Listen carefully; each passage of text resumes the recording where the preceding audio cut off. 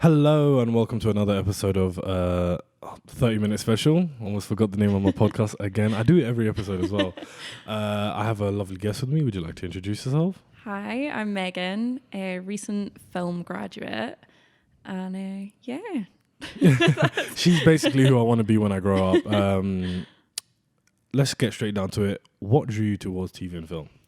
So it was kind of an accident getting into film and TV. Ever since I can remember, I wanted to be an actress, and I loved doing drama at school, loved all of that. And then I think it was maybe my 5th or 6th year of high school that I started to realise that I really enjoyed the writing side of all of drama. And then we got the chance to direct, and I really enjoyed doing that. I didn't want to go to drama school, but I knew that I wanted to do further education. So that kind of ruled out acting. I applied for a course at Napier that was acting in English, and that seemed safer. But then I noticed that they had a film course, started to look into that, and applied. Didn't think anything would come of it because I had no experience. All of my experience was more theatre. And then I ended up getting in, and then haven't really looked back since. Nice. Yeah. Have you had the RCS dream yet? How everyone wants to like go to the Royal Conservatoire and like all prestigious and whatnot. That wasn't me, and I think my other friends who wanted to get into acting, that was them. They wanted to do that, and I didn't. I had no interest in that, and I think that's when I started to realise maybe a different route is actually what I'm looking for. And I don't think I've acted in a really long time, and I don't think I would now. It is like I'm one of those, like when I write a script, I always think of myself playing the character, but I can't act to save my life. So I'm like, and I think that's the one thing about directing I hate. You write the character, or if you're a writer, you write the character the way you think they're gonna act, and when the actor doesn't do it your way, it's so frustrating. Yeah. But I mean, it's just one of those. It's so hard to get the performance that you want sometimes, because I took a directing class, and it was actually, we had to act in this directing class. It was while I was studying in Canada, and I was like, oh my God, I hate this because I hadn't acted since high school. And it was really interesting because she said the worst thing you could do as a director is give an example to an actor of how you want them to say things. You need to let them get there on their own and understand that they're the ones who know how to act, not you. You're there to guide them and help them, and they want to do the best for you.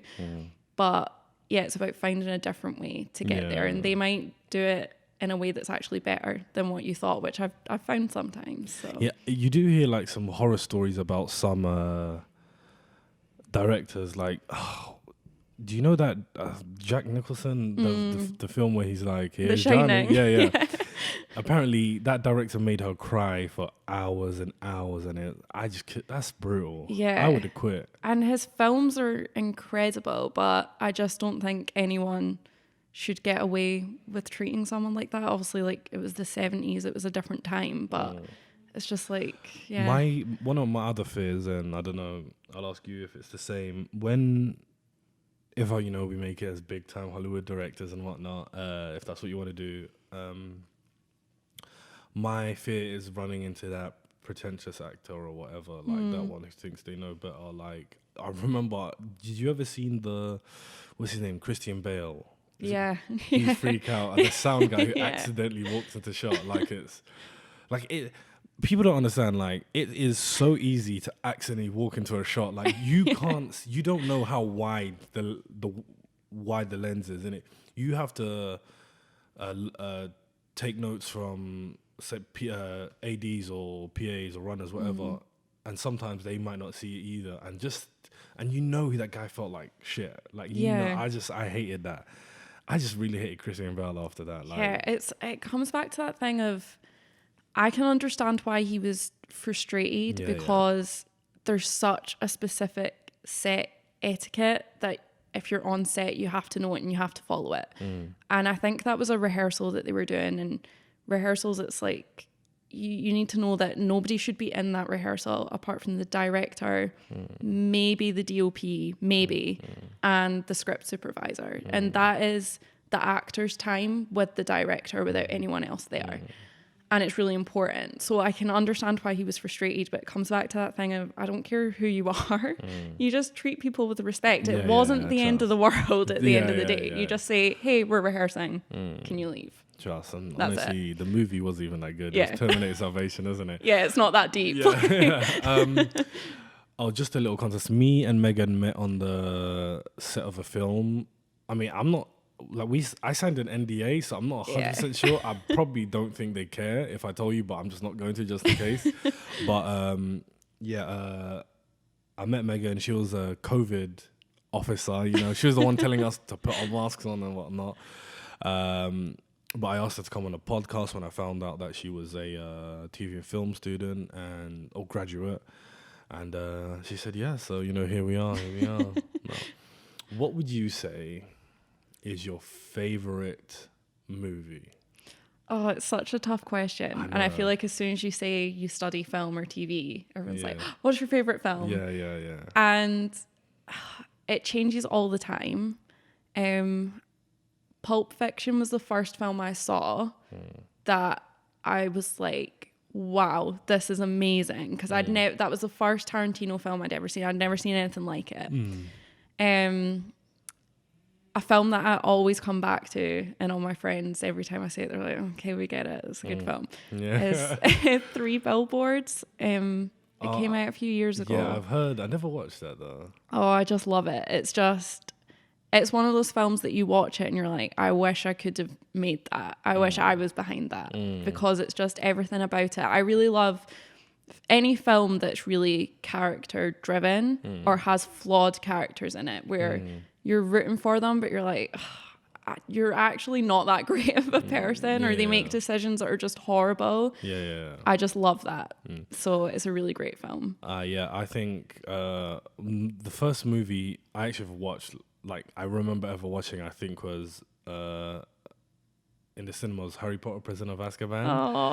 I thought that was so cool. I love that film. No, but my favorite movie, the one that I just love, it's just like this. It's a film called The Way Back, and it's one of those teenage coming of age movies, blah. But it's just so well done. It gives you I just love it. I can't explain it. Movies like that, Perks of Being a Wallflower. Yeah. All of those, they just make you feel I had to watch Perks of Being a Wallflower twice, cried both times. Yeah. It's so emotional. But I just when I watch the films like that, I wanna be part of every part of it. There's this Andrew Garfield, he did a movie called Hacksaw Ridge. Yeah. And when I watched that, I was like, I want to be the director. I want to be playing Andrew Garfield. I want to be playing every character in this. It was just such a good film, and that's what I love about doing being in the industry. We can hopefully make something like that happen. But I think as well, apart from anything else about working in the industry or anything, you appreciate films and TV on a whole new level, because you know firsthand not only how much work has gone into it, but how much heart, soul, people put everything into this. Yeah. You appreciate it on just a whole new level. That's when movies come out and it gets the horrible review and whatnot. I still watch it and look at things that you could see what they tried to do there. Exactly. Even when on the set on where we met, sometimes I watch the camera positions, the way the actors move, and I kind of guess what the finished product's gonna look like. So, and I think I have one of the scenes, the one where we met, I think I have a bit of an idea how that's gonna go. So, we just have to wait and see how it turns out. So you have graduated. What's the next step for you? So I want to do my master's. It was something that I'd thought about doing and wasn't sure. So I'm applying for that this year. I applied last year, got a couple of places at Glasgow Uni, but it was for theory courses, and I realised that wasn't really for me. So I'm applying for Toronto, but we'll see. I need a scholarship, so I've applied for that. So kind of all rests on that. And if I get into the uni as well, they might not want me. Okay.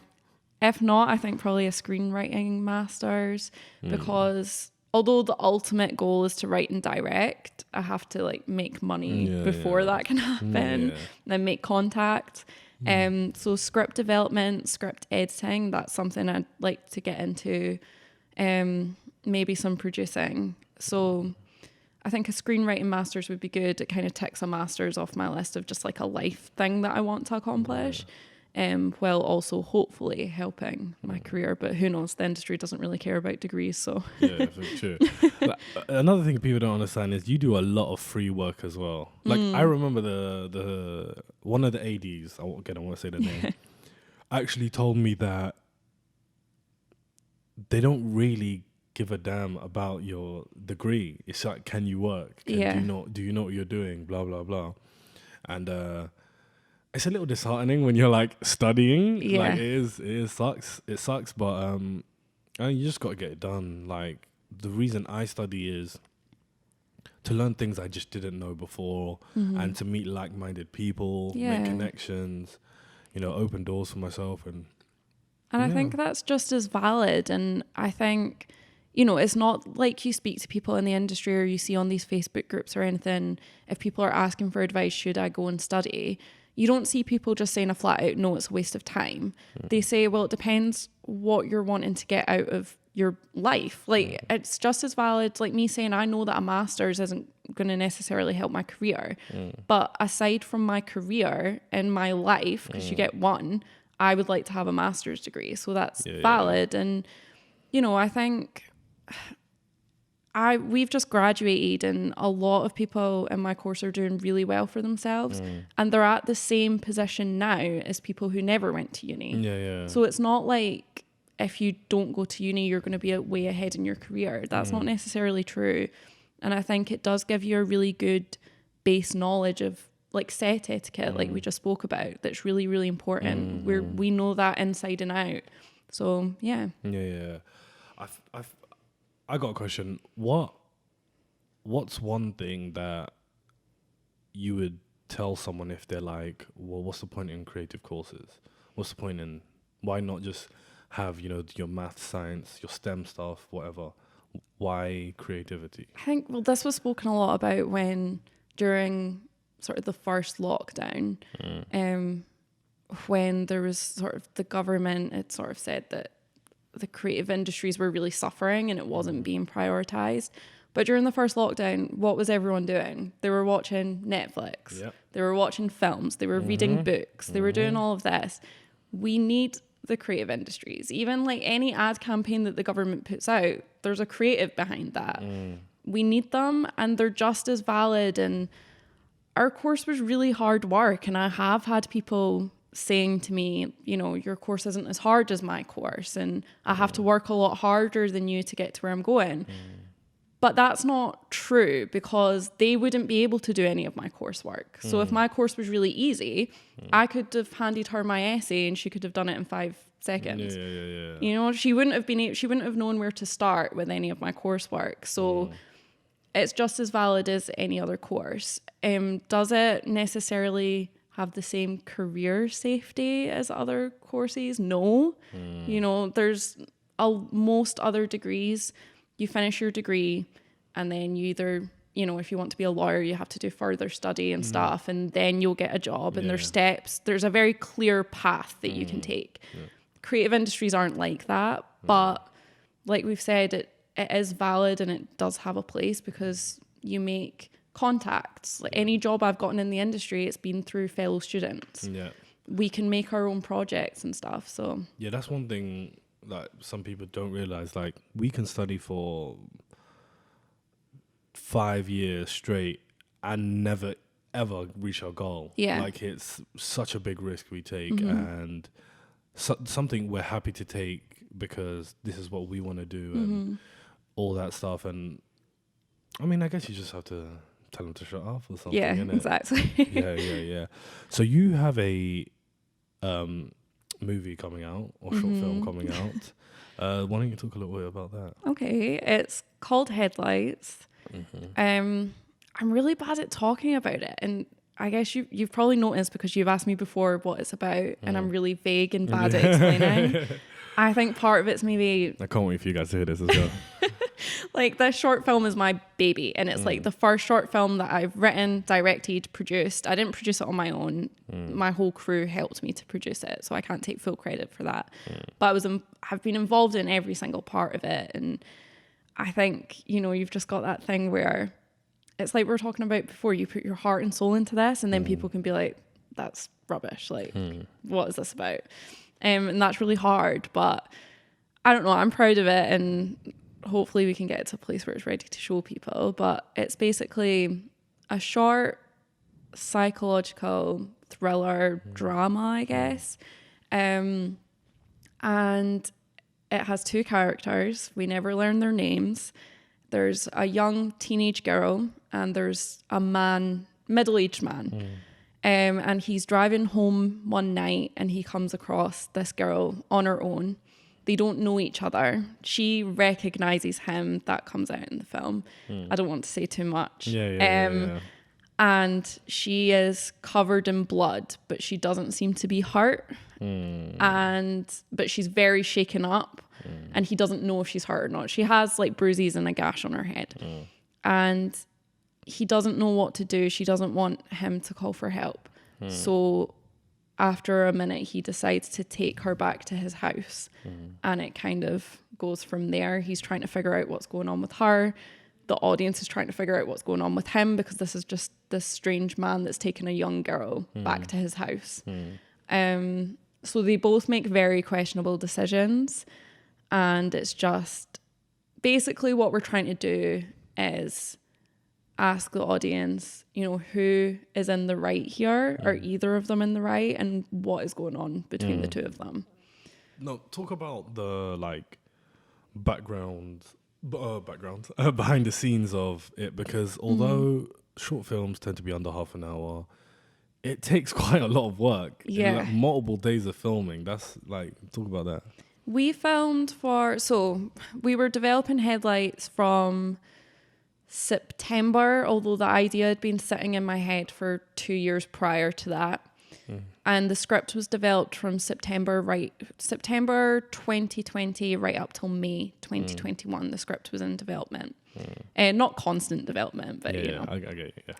And then we didn't know if the film was going to get picked for production. So we did a lot of work between September and December 2020. And then in late December, we found out that production would go ahead. So from January right up until we were shooting in May, it was non-stop pretty much. You know, casting, locations, all the legal stuff you have to do, risk assessments, figuring out transport, figuring out food, just so much stuff. Andrew, my DOP, me and him worked really hard putting together mood boards, and there was crowdfunding, which was a whole other kettle of fish. And yeah, the film, and then it has to go into post-production and be edited, and sound design, which hasn't been, well, the edit's almost there, but sound design hasn't been done. It's just a really long process, and you put so much work into it. Yeah. Well, you know, I wish you all the best with it. I Thank can't wait for it to you. get out. I actually had a question. Ever since I started like my course, every time like I watch a movie or a TV show, I kind of start to be able to predict what's going to happen. Yeah. If that makes sense. You kind of start seeing the same traits you learn about. And sometimes it's a bit annoying. You're like, oh man, imagine if I didn't know that was going to happen. That would have been so good. Oh man, you can't help. And I'm guessing you feel the same way.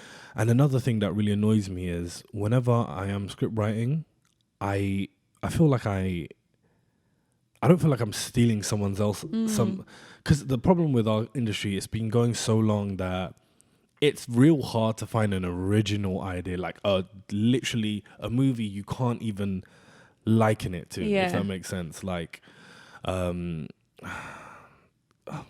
like Vampire Diaries. Yeah.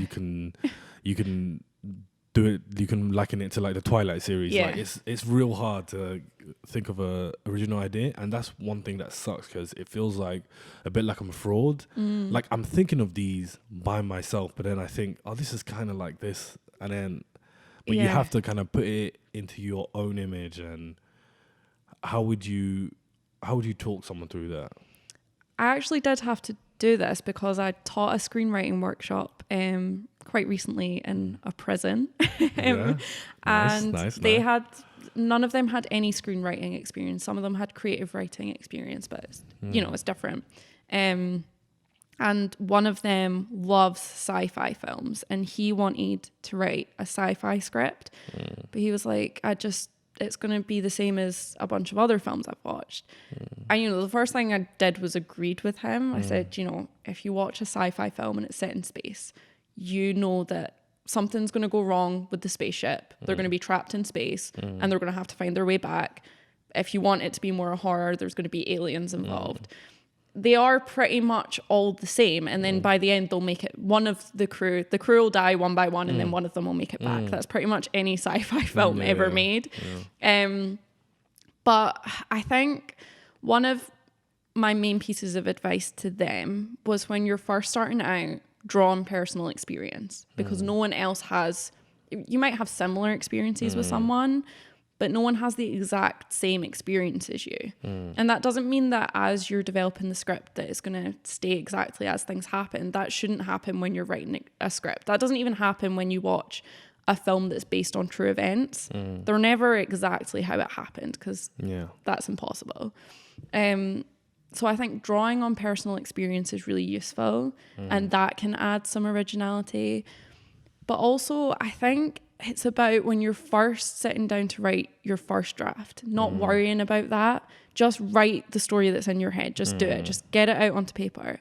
And then as you develop it, it will become different, and it will have something unique in it, because if you're creative, something will come to you. It always does. Yeah. So you hear that, guys? That's a masterclass lesson from Megan. If I have one more question, where do you see yourself in 20 years? That's I never so do the 10. hard. I never do the 10, because it's like, in our industry, 10, you could really just barely have moved up a step. Like maybe you're like a more trusted AD at this time, or maybe you're getting to your own thing, but where would you see yourself in 20 years? Like, it's really hard, because I'm someone who used to plan every single part of my life. And then I learned really, really quickly that is a really good way to disappoint yourself and make yourself really sad, because you cannot plan life. You just can't. The pandemic's a perfect example of why you shouldn't, because I bet people everyone had loads of plans for 2020 and 2021, and none of us could do any of it. So I never thought I would be like this, because it's just not my personality. I am a planner. I like to know what I'm doing at every point in the day, but I'm trying to just be a bit more, if an opportunity comes up, take it, even if it doesn't sound like something I really want to do. Just do it. The worst thing that's going to happen is I'm going to be like, that was a bit of a waste of time. That's the worst thing that can happen. So I'm just trying to grab opportunities. There's things that I want to accomplish. I want to make more short films. I want to write more scripts, and I want to achieve a master's degree. So I can make those things happen. But in terms of what my career is going to look like, it depends on what opportunities come my way, or opportunities that I go after. And I don't even know what country I'll be living in 20 years' time.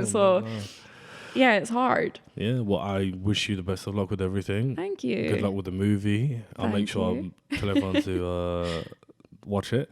What do you have socials you want to give people, or do you like to keep that personal? I can give the headlights social if people are interested, because my explanation's really rubbish. So I'm pretty sure it's on Instagram, it's headlights.film. Okay.